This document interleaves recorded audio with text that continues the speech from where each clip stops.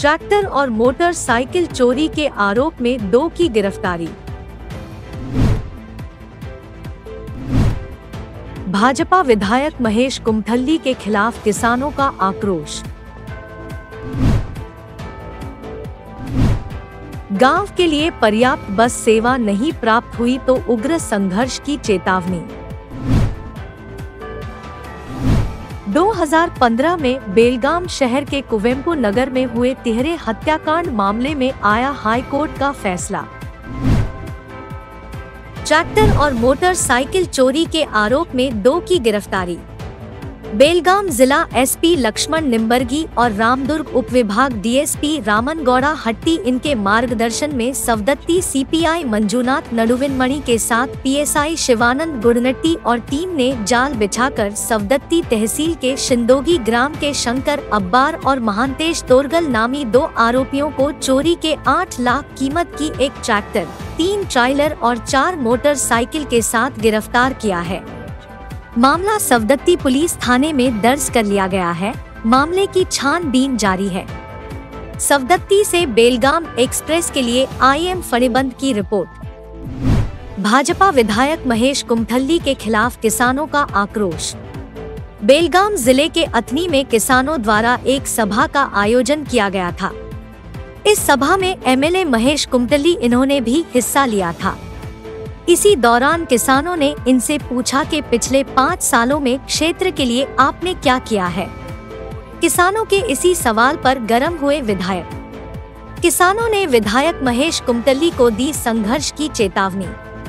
अथनी से बेलगाम एक्सप्रेस के लिए पीरू नंदेश्वर की रिपोर्ट। कर्नाटक राज्य रೈತ ಸಂಘ ಹಸಿರು ಸೇನೆ ಸಮಸ್ತ ರೈತ ಬಂಧುಗಳು ಹಾಗೂ ಶಾಸಕರ ನೇತೃತ್ವದಲ್ಲಿ ಒಂದು ಮುಕ್ತವಾದ ಬಹಿರಂಗ ಸಭೆ ಏರ್ಪಾಡಾಗಿತ್ತು। ಈ ಸಭೆಯ ಮುಖ್ಯ ಉದ್ದೇಶ ಅಂತಂದ್ರೆ ಅಮ್ಮಜೇಶ್ವರಿ ಯಾತ್ ನೀರಾವರಿ ಯೋಜನೆ ಕಾಮಗಾರಿ ಪೂರ್ಣ ಆಗಬೇಕು, ಅದು ನೀರಾವರಿ ಸ್ಟಾರ್ಟ್ ಆಗಬೇಕು ಅಂತ ಹೇಳಿ ಒಂದು ಯೋಜನೆ ಇಟ್ಕೊಂಡಿದ್ವಿ, ನಾವು ಪ್ಲಾನಿಂಗ್ ಇಟ್ಕೊಂಡಿದ್ವಿ। ಶಾಸಕರು ಸಂಪೂರ್ಣ ಭರವಸೆನ ನಮಗೆ ಕೊಡಲಿಲ್ಲ, ಆಶ್ವಾಸನೆ ಕೊಟ್ಟಾರ। ಯಾವ ರೀತಿ ಅಂದ್ರೆ ಅವ್ರ ಆಶ್ವಾಸನೆ ಕೊಟ್ಟು ವಿಚಿತ್ರವಾದಂಥ ಉದ್ದೇಶ ಏನಿತ್ತು, ಮುಂದಿನ ಚುನಾವಣೆ ಆದರೂ ಸಹಿತ ಇದು ಯೋಜನೆ ಪೂರ್ಣ ಆಗೋದಿಲ್ಲ ಅನ್ನುವಂಥ ಉದ್ದೇಶ ಅವ್ರದ್ದು। ಆದರೆ ನಮ್ಮ ಬೇಡಿಕೆ ಏನಿತ್ತು ಅಂದರೆ ಅದು ಪೂರ್ಣ ಆಗಬೇಕು, ಯಾವಾಗ ಒಂದು ನಿಗದಿತ ಸಮಯ ಒಂದು ದಿನಾಂಕ ಹೇಳಬೇಕಂತಿತ್ತು। ಆದರೆ ನಾವು ಅವ್ರಿಗೆ ಒಂದು ಬೇಡಿಕೆ ಇಟ್ಟಿವಿ। ಯಾವ ರೀತಿ ಅಂದ್ರೆ ಎಚ್ಚರಿಕೆ ಮೂಲಕ ಗಂಟೆ ಕೊಟ್ಟಿವಿ। 1 ತಿಂಗಳೊಳಗೆ ಅಥಣಿ ಭಾಗದ ಮುಳುಗಡೆ ಎಲ್ಲ ಏರಿಯಾದ ಜನರನ್ನು ಕರ್ಕೊಂಡು ಪಾದಯಾತ್ರೆ ಅಥಣಿಗೆ ಬರೋದು। ಅವತ್ತು ಜಿಲ್ಲಾ ಉಸ್ತುವಾರಿ ಸಚಿವರನ್ನ ಡಿ.ಸಿ ಅವ್ರನ್ನ ಕರ್ಕೊಂಡ್ಬಂದು ಅಮ್ಮಜೇಶ್ವರಿ ಯಾತ್ ನೀರಾವರಿ ಮುಳುಗಡೆ ಬಗ್ಗೆ ಸಂಪೂರ್ಣ ಭರವಸೆ ಎಲ್ಲ ಕಾರ್ಯಗತ ಏನಾಗ್ತದೆ ಅಂತೇಳಿ ಹೇಳದೇ ಇದ್ರೆ ಉಗ್ರವಾದಂಥ ಪ್ರತಿಭಟನೆಯನ್ನು ಮಾಡಬೇಕಾಗ್ತದೆ ಅಂತೇಳಿ ಎಚ್ಚರಿಕೆಯನ್ನು ಕೊಟ್ಟಿವಿ। ಅಥಣಿ ತಾಲೂಕಿನಲ್ಲಿ ಕಾಗವಾಡ ತಾಲೂಕಿನ ಸಮಸ್ತ ರೈತ ಬಾಂಧವರು, ರೈತ ಸಂಘಟನೆಯ ಅಧ್ಯಕ್ಷರು, ಪದಾಧಿಕಾರಿಗಳು ಎಲ್ಲರೂ ಕೂಡಿಕೊಂಡು ಅಥಣಿಯಲ್ಲಿ ಅಮ್ಮಜೇಶ್ವರಿ ಯಾತ್ ನೀರಾವರಿ ತುರ್ತಾಗಿ ಕಾಮಗಾರಿ ಮಾಡಬೇಕನ್ನುವಂಥ ಮನವಿ ಮೇರೆಗೆ ಕೆಲವೊಂದು ದಿನಗಳ ಹಿಂದೆಗಳನ್ನು ತಮ್ಮದೇ ಆದಂಥ ಒಂದು ಸತ್ಯಾಗ್ರಹವನ್ನು ಮಾಡಿದ್ವಿ। ನಾವು ಕೂಡ ಆ ಸಂದರ್ಭದಲ್ಲಿ ಕೆಲಸದ ಮೇಲೆ ಬೆಂಗಳೂರಿನಲ್ಲಿ ಇದ್ದಾಗ, ಒಂದು ಕಾರ್ಯಕ್ರಮದಲ್ಲಿ ಇದ್ದಾಗ ಇಲ್ಲಿಯ ಸಂಘಟನೆಯು ಫೋನ್ ಮುಖಾಂತರ ಕೇಳಿದರು, ಇಲ್ಲ ನಾವು ಈ ಥರ ಮಾಡ್ತಾ ಇದ್ದೀವಿ ಅಂದಾಗ, ಏನು ತಪ್ಪಲ್ಲ, ಇದು ಪ್ರಜಾಪ್ರಭುತ್ವದ ವ್ಯವಸ್ಥೆಯಲ್ಲಿ ತಾವು ಬಿಡುತ್ತೆ, ತಪ್ಪಲ್ಲ, ನಾವು ಕೂಡ ಪ್ರಾಮಾಣಿಕವಾದಂಥ ಒಂದು ಅದಕ್ಕೆ ಸ್ಪಂದನೆ ಮಾಡ್ತಾ ಇದ್ದೀನಿ ಅಂದಾಗಿಲ್ಲ, ನೀವು ಯಾವಾಗ ಕಳಿಸ್ಬೇಕು, ನಮಗೆ ಒಂದು ಟೈಮ್ ಕೊಡಿ ಅಂತಂದಾಗ, ಈಗ ತರತ್ತುವೆಲ್ ಬೇಡ, ನಾನು ಟೈಮ್ ಕೊಡ್ತೀನಿ ಅಂತ ಹೇಳಿ ಆ ಪ್ರಕಾರ ಇವತ್ತು ಬೆಳಿಗ್ಗೆ ಸುಮಾರು 10 ಗಂಟೆ ರೈತ ಬಾಂಧವರದು ಬಹುದಿನಗಳಿಂದ ಬೇಡಿಕೆ ಇದ್ದಂಥ ಅಮ್ಮಜೇಶ್ವರಿ ಯಾತ್ ನೀರಾವರಿ ಅನ್ನುವಂಥದ್ದನ್ನು ಮಾಡಬೇಕನ್ನುವಂಥದ್ದು। ಅಮ್ಮಜೇಶ್ವರಿ ಕೊಟ್ಟಲ್ಗೆ ಈ ಯಾತ್ ನೀರಾವರಿ ಹೆಸರಿಟ್ಟವನೇ ನಾವು। ಅದು ಈಗಾಗಲೇ ಅಂದಾಜು 1486.81 ಕೋಟಿಗಳ DPR ಅನ್ನು ಮಾಡಿಕೊಂಡು ಕೆನಾಲ್ ಮಾಡದೆ ಹೊಂಡವನ್ನು ಮಾಡಬೇಕು, ಕೃಷಿ ಹೊಂಡ ಮಾಡಬೇಕು। ಸುಮಾರು 21 ಕೆರೆಗಳಿಗೆ ಡೈರೆಕ್ಟ್ ಆಗಿ ಹೊಳೆಯಿಂದ ನೀರು ಬಿಡುವಂಥದ್ದು। ಅಂದಾಜು ಆ ಭಾಗದಲ್ಲಿ ರಾಮತೀರ್ಥ ಅಡಳಟ್ಟಿಯಿಂದ ಹಿಡ್ಕೊಂಡು ಓಹಳ್ಳಿ, ಐಗಳಿ, ಕಕ್ಮಗಿ, ಕೊಟ್ಟಲ್ಗಿ, ತಲಸಾಂಗ್, ಪಡ್ತಮಾಡಿ ಈ ಭಾಗದಲ್ಲಿ ಕನ್ನಾಳ, ಬಣ್ಣೂರು, ಕಕ್ಮಗಿ ಇಲ್ಲಿ ಬರ್ತಕ್ಕಂಥ ಹಳ್ಳಗಳಿಗೆ ಅಂದಾಜು 102 103 ಚೆಕ್ ಡ್ಯಾಮ್ ಕಟ್ಟುವಂಥದ್ದು. ಇವು ಎಲ್ಲದಕ್ಕೂ ಕೂಡ ಜುಂಜುವಾಡದಲ್ಲಿ ಒಂದು ಜಾಕ್ವೆಲ್ ಮಾಡಿಕೊಂಡು ಮಳೆಗಾಲದಲ್ಲಿ ಡ್ಯೂರಿಂಗ್ ಫ್ಲೋ ಆ ನೀರನ್ನ ಹೊಂಡೆಗೆ ಬಿಡುವಂಥದ್ದು, ಕೆರೆಗೆ ಬಿಡುವಂಥದ್ದು, ನಾಳಗಳಿಗೆ ಬಿಡುವಂಥದ್ದು. ಇದನ್ನು ನಮ್ಮದೇ ಆದಂತಹ ಒಂದು ಯೋಜನೆಯಲ್ಲಿ ಒಂದು DPR ಅನ್ನು ಮಾಡಿಸಿದ್ದೇವೆ. ನಾವು ಕೆನಾಲ್ ಮಾಡ್ಬೇಕಂತಂದಾಗ ಕೆನಾಲ್ಗೆ ಸಾಕಷ್ಟು ಸಮಸ್ಯೆ ಇದೆ. ಮತ್ತೆ ₹1 ಉಳಿದಿಲ್ಲ.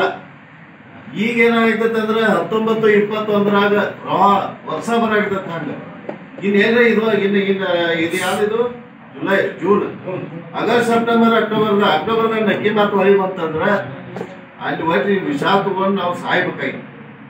ಮತ್ತ ನಮಗೆ ಸಾಯಕ ಪರ್ಮಿಷನ್ ಕೊಡ್ರೆ ನಾವು ಅರ್ಜಿ ಕೊಡೋರು ಗೌರ್ಮೆಂಟ್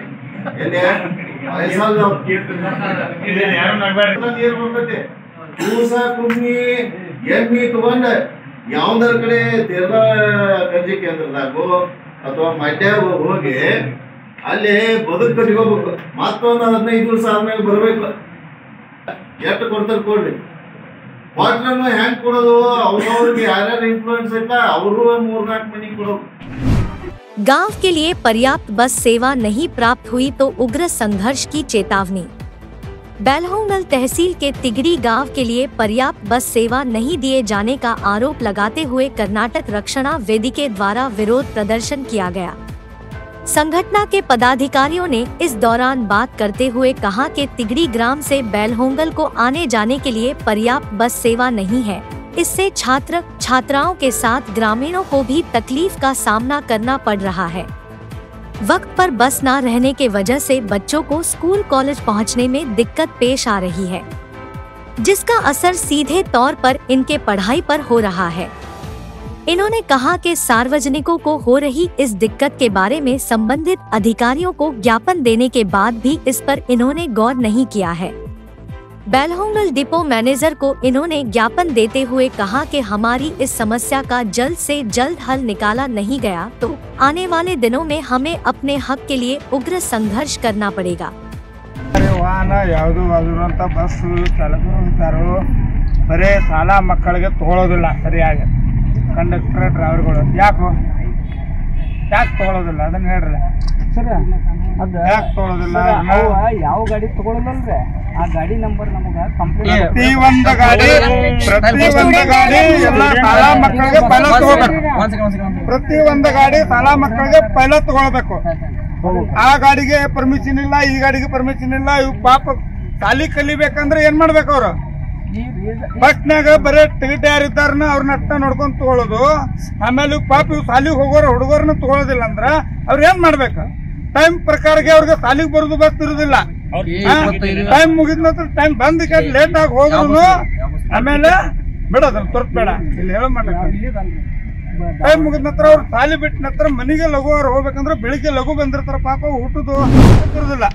ಇದ್ರಾಗ ಪಾಸ್ಟ್ ನೋಡುದಿಲ್ಲ, ಅದ್ರಾಗ ಪಾಸ್ಟ್ ನೋಡುದಿಲ್ಲ. ಯಾಕೆ ಈ ಕಾರಣ ಬರ್ತೈತಿ ನಿಮ್ದು? ಅದ ಹಂಗ ಏನಾರು ರೀಸನ್ ನೀವು ಹೇಳಿದ್ದನ್ನ ಏನಾರು ಇದಿತ್ತು ಅಂತಂದ್ರೆ ಆ ಗಾಡಿ ನಂಬರ್ ಹಾಕಿ ಕಂಪ್ಲೇಂಟ್ ಕೊಡ್ರಿ. ಒಂದ ಗಾಡಿ ಅಂತಿಲ್ರಿ, ಪ್ರತಿಯೊಂದು ಗಾಡಿ ಎಲ್ಲಾ ಬಸ್ನಾಗ ಪಾಸ್ಟ್ ನಡುದಿಲ್ಲ ಅಂತಂದ್ರ ನೀವೆಲ್ಲಾರು ನೋಡ್ರಿಪ್ಪ, ಎಲ್ಲಾರು ಹತ್ರಿ ಪಾಸ್ಟ್ ನಡಿಯಬೇಕಂತ ಹೇಳ್ರಿ. ಪಾಸ್ಟ್ ನೋಡ್ರಿ ಈಗ ಸವತಿ ಬಸ್ ಸ್ಟಾಪ್ ಐತೆ ಇಲ್ರು? 2015 में बेलगाम शहर के कुवेंपु नगर में हुए तिहरे हत्याकांड मामले में आया हाई कोर्ट का फैसला। प्रवीण भट्ट पर APMC पुलिस ने तिहरे हत्याकांड का आरोप लगाकर गिरफ्तार कर चार्जशीट फाइल की थी। करीब 2.5 साल कोर्ट में केस चलने के बाद 16 अप्रैल 2018 को कोर्ट द्वारा मामले में कोई भी डायरेक्ट विटनेस न होने की बात कहते हुए प्रवीण भट्ट को उम्र कैद की सजा सुनाई गई थी। कोर्ट के इस फैसले को हाई कोर्ट में चैलेंज किया गया था। 21 जून 2022 को उच्च न्यायालय न्यायाधीश मुदुगल और न्यायाधीश कमल इन्होंने सबूतों के अभाव का कारण बताते हुए तुरंत रिहाई का आदेश जारी किया है। उच्च न्यायालय ने 7 साल बाद आरोपी प्रवीण भट्ट को किया बरी।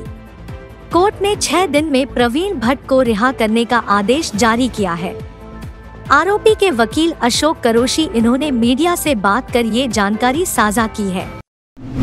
2015 ಬೆಳಗಾವಿಯ ಕುವೆಂಪು ನಗರದಲ್ಲಿ ನಡೆದ ತ್ರಿವಳಿ ಕೊಲೆಗಳ ಕೇಸ್ನಲ್ಲಿ 17ನೇ ತಾರೀಕಿಗೆ ಪ್ರವೀಣ್ ಸುಬ್ರಹ್ಮಣ್ಯ ಭಟ್ ಅಂತ ಆರೋಪಿಯನ್ನ ಎಪಿಎಂಸಿ ಪೊಲೀಸರು ಅರೆಸ್ಟ್ ಮಾಡಿ ಈ ಕೇಸ್ನಲ್ಲಿ ಆರೋಪಿ ಅಂತ ಚಾರ್ಜ್ ಶೀಟ್ ಹಾಕಿದರು।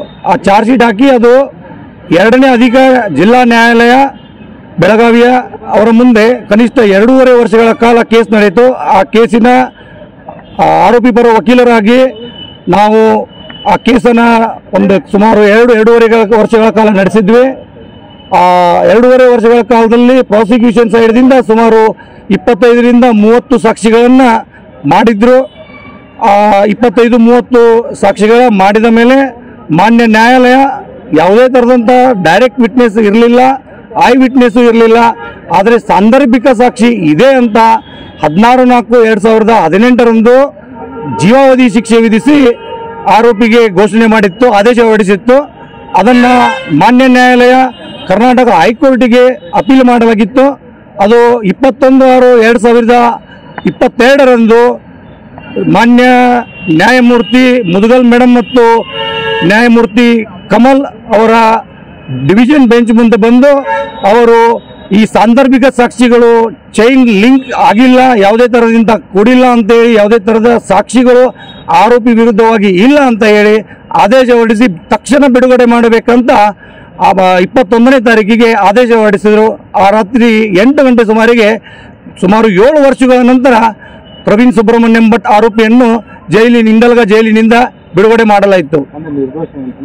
ನಿರ್ದೋಷ ಮುಕ್ತನಾಗಿ ಬಿಡುಗಡೆ ಮಾಡಲಾಯಿತು। ಸಾಕ್ಷ್ಯಾಧಾರಗಳ ಇಲ್ಲದ ಕಾರಣ ನಿರ್ದೋಷ ಮುಕ್ತನಾಗಿ ಖುಲಾಸೆ ಮಾಡಲಾಯಿತು। ಪ್ರವೀಣ್ ಭಟ್ ಪರ ಅಡ್ವೊಕೇಟ್ ಪ್ರವೀಣ್ ಕರೋಶಿ ಮತ್ತು ನಾವು ಮತ್ತು ನಮ್ಮ ಸೀನಿಯರ್ ಮೋಹನ್ ಎಲ್ ಮಾವಿನಕಟ್ಟಿ ಮತ್ತು ಪರಶುರಾಮ್ ತಾರಿಯಾ ಮತ್ತು ಆಶಾ ಪೂಜೇರ್ ಮತ್ತು ಮಾಂತೇಶ್ ಲಕ್ಕುಂಡಿ, ಹೀಗೆ ಸುಮಾರು ನಮ್ಮ ಜೂನಿಯರ್ಗಳು ಎಲ್ಲರೂ ಕೂಡಿ ಈ ಕೇಸನ್ನು ನಡೆಸಿದ್ವಿ ಬೆಳಗಾವದಲ್ಲಿ। ಮತ್ತು ಹೈಕೋರ್ಟ್ನಲ್ಲಿ ಸ್ಟ್ಯಾಂಡಿಂಗ್ ಕೌನ್ಸಿಲ್ ಅಂತ ಗೌರ್ಮೆಂಟ್ ಕೋರ್ಟ್ ಅವರನ್ನು ಅಮಿಸ್ ಕ್ಯೂರಿ ಕೊಟ್ಟಿತ್ತು। ಅವರು ಅನುರಾಧ ದೇಶಪಾಂಡೆ ಅಂತ ಅವರು ಆರ್ಗ್ಯುಮೆಂಟ್ ಮಾಡಿದ್ರು। 15ನೇ ತಾರೀಕಿಗೆ ಶುರುವಾಗಿತ್ತು ಹಿಯರಿಂಗ್ ಜೂನ್ 21 ಸುಮಾರು 6 ದಿನಗಳಲ್ಲಿ ಮಾನ್ಯ ಕರ್ನಾಟಕ ಉಚ್ಚ ನ್ಯಾಯಾಲಯ ಈ ಆದೇಶವನ್ನು ಬಿಡುಗಡೆಗೊಳಿಸುವ ಆದೇಶವನ್ನು ಹೊರಡಿಸಿತ್ತು।